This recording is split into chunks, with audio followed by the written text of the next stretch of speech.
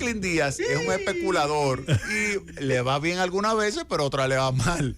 Pero oigan bien lo que ha sucedido. Franklin se puso a dar No, yo di una charla en un instituto. Ajá. ¿Y qué pasó? Y un muchacho, sin saber correr, quiso tirarse a los kamikazes. A nadar así, como si nada. Y perdió unos cuartos, perdió como $20,000. Entonces él me estaba culpando a mí de que perdió su chelito. Pero yo no le dije, porque yo le di unos controles de riesgo de 0,5% por operación. Y el tipo cierre. Exacto. Y el tipo estaba tomando unos riesgos 100 veces más el valor que yo le di. Entonces, yo por eso soy muy cuidadoso y le digo a la gente, estudie antes de ponerse a operar y opere en cuenta demo primero. Y por eso es que tenemos aquí al verdadero experto en precios de los bienes agropecuarios a nivel mundial y en particular en la República Dominicana, Don Winston. El hombre de los precios del pollo. No, bueno. No, y el azúcar. No, Buenas tardes. El hombre que dijo que los precios iban a bajar. Buenas tardes, Jaime. Vamos a ver. Don Reyes. Ray, ese gritico, ¿cómo fue? Tú eres mexicano. Tú sabes.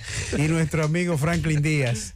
Y a todas las personas que nos escuchan. Adelante, ¿cómo estás? Bueno, me gusta primero dar buenas noticias siempre, y es que el acuerdo que se firmó entre Ucrania, Rusia, las Naciones Unidas y Turquía ha estado funcionando bien, y eso está dando señales de certidumbre al mercado mundial de las diferentes materias primas como el maíz, el trigo, la soya, la cebada. ¿Recuerdas cuál fue el acuerdo?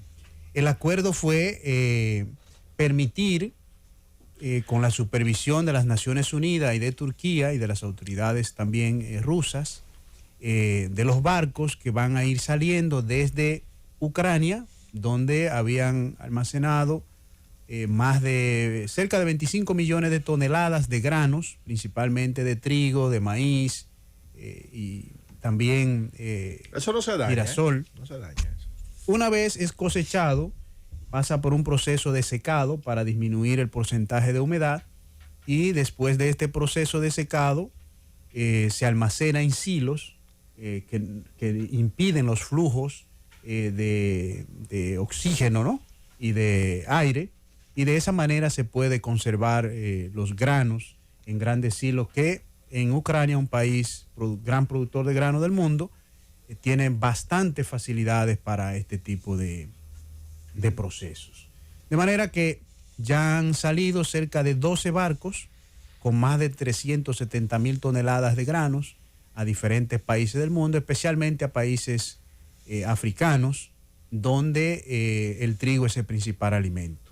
Y ya estaban en una condición de incremento de los derivados del trigo, como la harina, como las pastas, el pan, etcétera, bastante alto, que estaba provocando un crecimiento acelerado de las condiciones de pobreza en esa zona, según los organismos internacionales. ¿Y le ha bajado los precios con esa presencia de mayor oferta ucraniana? Sí, eso está dando buenas señales. Por eso el índice de precio de la FAO, de los alimentos, en marzo, donde registró un récord histórico de más alto en toda la historia, desde su fundación, de 159 puntos, el mes pasado, es decir, julio, ese índice se registró en 140.9 puntos. Es decir, 10%. Una caída de prácticamente 19 puntos. Y con respecto al mes anterior, un 8%. No, bien. Un 8% con el mes anterior, o sea que es una caída importantísima. Claro. Es la mayor caída desde el 2008. Recordamos todo que en el 2008 hubo un incremento bastante alto de los precios de los alimentos por la crisis que se dio en aquel entonces. Entonces, productos como el trigo y el maíz han bajado 14% el trigo, y el maíz 10 casi 11% de manera... Una preguntita. Ese tipo de... esos precios que generan tantas presiones internacionales, ¿tienen alguna incidencia también en el tema o alguna incidencia en el precio del barril de petróleo? O sea, mira, tenemos menos presiones ahora en el sector alimentario porque llegamos a un acuerdo. Ahora tenemos más certidumbre de que más mercancía, más alimentos van a salir de Ucrania para alimentar el mundo. ¿Eso también alivia por el otro lado? Es al revés la relación. Ok. El precio del barril del petróleo es que tiene impacto en los costos de producción del maíz, la soya, el trigo, etcétera, porque también hay componentes energéticos que son necesarios para la producción de estos alimentos. En ese sentido, cuando el precio del barril del petróleo, como ha estado disminuyendo, esa disminución también ayuda a disminuir los costos de las materias primas que estamos hablando. Igualmente nosotros, como somos países importadores, especialmente en el caso del trigo, que somos importadores netos, igualmente en el caso del maíz, la soya, por supuesto, aceite de soya, esto también ayuda porque el costo del transporte, del flete, va a disminuir por efecto de disminución de los precios del petróleo. De manera que generalmente se mueven juntos. Si los precios del petróleo están altos, también hay una convergencia. Los precios de las materias primas. Gracias. ¿Las perspectivas cuáles son de los precios? Que sigan bajando. Sigan bajando porque está el acuerdo, está funcionando, que es por 120 días, y este acuerdo podría ser renovable por 120 días más si funciona todo según lo acordado. Hay buena cosecha en América del Norte, hay buenas cosechas y disponibilidad de maíz y de trigo en Brasil y Argentina, que la cosecha ha sido bastante buena. También están bajando los precios de los aceites porque Indonesia, que es el principal exportador de aceite de palma principalmente, está teniendo grandes volúmenes disponibles para exportar. Entonces, hay una convergencia de factores positivos que están... ¿Están eliminando esas restricciones que había a las exportaciones? Sí. Por ejemplo, recientemente, el mes pasado, la India ya eliminó las restricciones que tenía las exportaciones de trigo, lo cual es muy importante. Sí, y de aceites había también en países del... Indonesia también tenía restricciones, ya no la tiene, está exportando. Entonces, eso está ayudando a que los precios sigan bajando. Por ejemplo, la urea a nivel del productor en los Estados Unidos se sitúa en los $812 por tonelada, el potasio 883. Llegaron a estar por encima de $1,000. El fósforo aún se mantiene a $1,003 la tonelada métrica, precio del productor en los Estados Unidos. Sin embargo, si vemos los precios de estos materiales para la fabricación de fertilizantes, según el Banco Mundial, y viendo específicamente mayo, junio y julio, para que veamos cómo viene la tendencia hacia la baja, el fósforo, que estaba en $842 por tonelada, ya en julio cerró en 784. Wow. O sea, una disminución importante. Y eso es fundamental para los fertilizantes. El fósforo, ya le decía, el potasio se ha mantenido más o menos estable en los $562. Y la urea de Europa, que estaba en $707, ya está en los $601. O sea, ha bajado más de $100 por tonelada. Estos son ya al por mayor. Sí, 12, 13%. Sí. De manera que el maíz también ha seguido bajando, ya se encuentra en los $323 por tonelada métrica. El trigo, que estaba en los 500, ya está en $382 la tonelada métrica y la soya también ha seguido bajando, al igual que el aceite. Es importante esa tendencia positiva que se observa porque esto tiene efecto significativo en los costos de producción de las principales fuentes de proteínas de la República Dominicana, como es el caso de la producción de pollo, la producción de cerdos y en menor medida de la ganadería. También la disminución de los precios de los fertilizantes a nivel internacional comenzará en los próximos meses a mandar señales para que los precios de los fertilizantes en el mercado dominicano también puedan iniciar una tendencia hacia la baja y que de esta manera se impacte en los costos de producción de los principales cultivos alimenticios del país.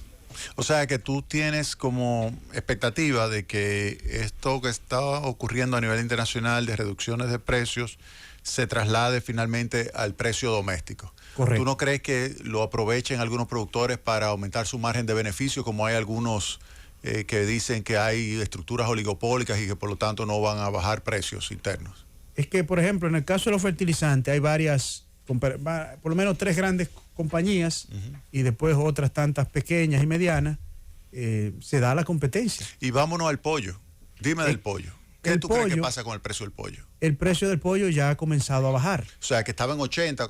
Cuando nosotros se dijo que era en 59, nosotros no digan que es 59 porque cuando baje de 80 a 60 y pico, entonces la gente le va a decir, pero entonces subió de 59 a 60 y pico. O sea, digan la verdad, digan que está en 80. Correcto. Entonces, ¿ahora qué precio está? ¿Cómo? El precio en granja hoy está entre 39 y 40 pesos por libra. Ese con pluma y con todo. pluma, sí, vivo. Sí. Y el 4.5 que después se convierte en 3.5, 3.6. Correcto. Sí. Obviamente ese no es un precio todavía bajo los costos que tienen las diferentes materias primas, que no permite rentabilidad para los productores. Ese precio es muy cerca del punto de equilibrio respecto a los costos que tienen los productores actualmente. Ese precio, ¿cómo se debería trasladarse hasta el precio a nivel de supermercado, digamos, que es el que vimos que estaba cerca de 80 pesos? ¿Cómo se debería trasladar? Ese precio debería, cuando ese pollo es procesado, que baja de las 4.5 libras a 3.6 libras, y ya sufre un incremento. Sí. Obviamente, usted lo explicó en otra ocasión. Sí. De manera que estamos hablando de que el precio del pollo en granja venía de cerca de 47, 46, 45 pesos vivo, cuando el pollo se vendía aproximadamente, se vende a los 80 pesos la libra en los supermercados. De manera que al haber una reducción cercana a los 6, 7 pesos por libra, se debería esperar al menos esa misma transmisión de esa reducción de precio a nivel del consumidor final. Es decir, que se situaría cercano a los 70 pesos.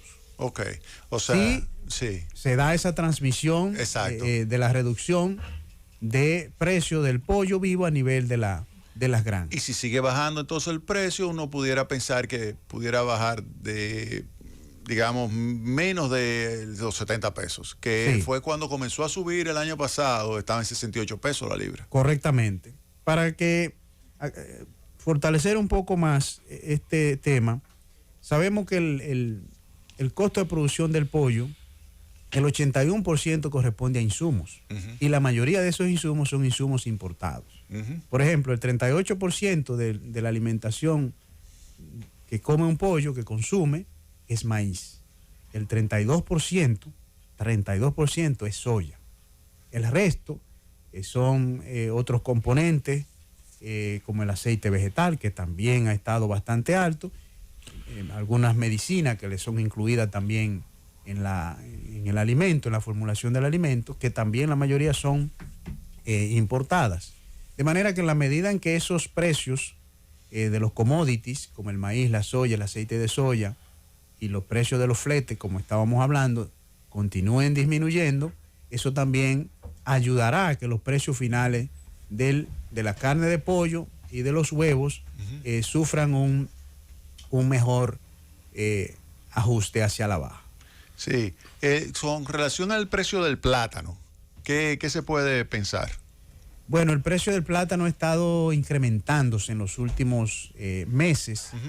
De hecho, me sorprendió bastante que recientemente estuve en un pequeño mercado y ya el plátano ahí se está vendiendo a 10 pesos, el plátano criollo, a 20 pesos.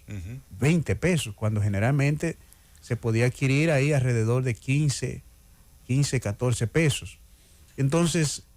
pero es un problema de reducción de la oferta. Correctamente. Es un problema de reducción de la oferta porque la mayoría de los dominicanos han visto disminuir su poder de compra. Entonces, actualmente la oferta de plátano en el país entiendo que está disminuyendo. No se ha incrementado en los niveles que se ha anunciado anteriormente porque, primero, el país consume cerca de 7 millones de unidades de plátano por día.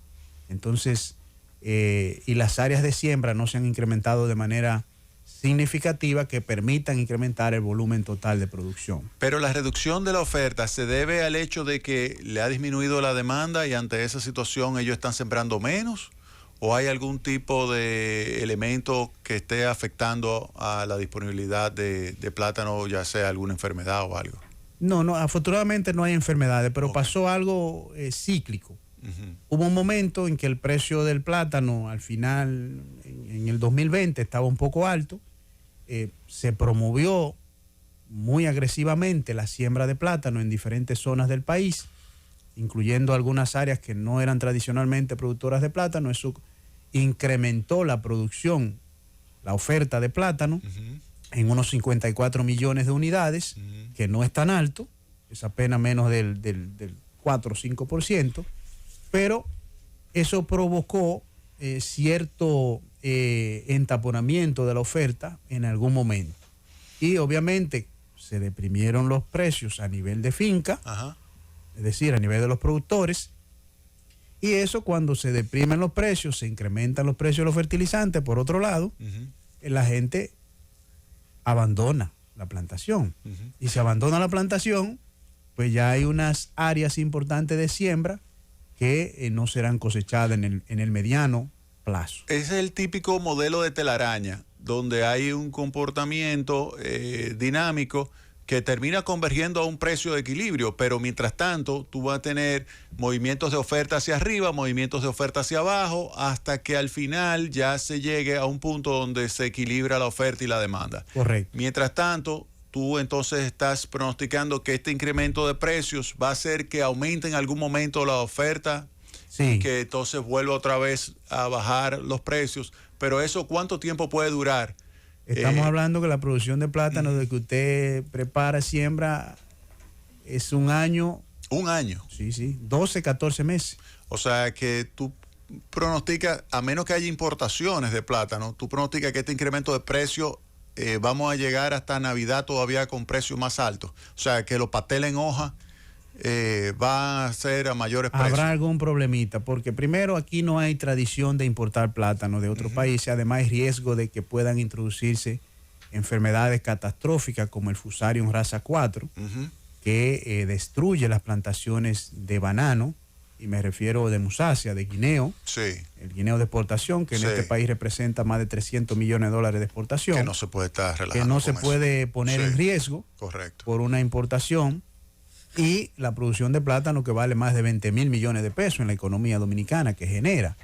De manera que la reacción de la oferta para poder tener una cantidad suficiente de plátanos en el país, pienso que no se va a resolver de aquí a diciembre. Llevará un poco más de tiempo, y hay un elemento climático que es desfavorable, y es que las musáceas, es decir, el guineo y el plátano, en los meses de octubre, noviembre, diciembre, enero, febrero, en esos 5 meses disminuyen un poco la producción, porque disminuye la temperatura y también la cantidad de horas luz. ¿Y vienen producciones adicionales en los próximos meses de plátano? O sea, en el sentido siguiente, cosechas de plátano en los próximos meses vienen. Sí, siempre es un proceso permanente. Continuo. O sea que lo ideal ahora, esto entre tú y yo aquí, es salir a comprar en flor, digamos, cosechas.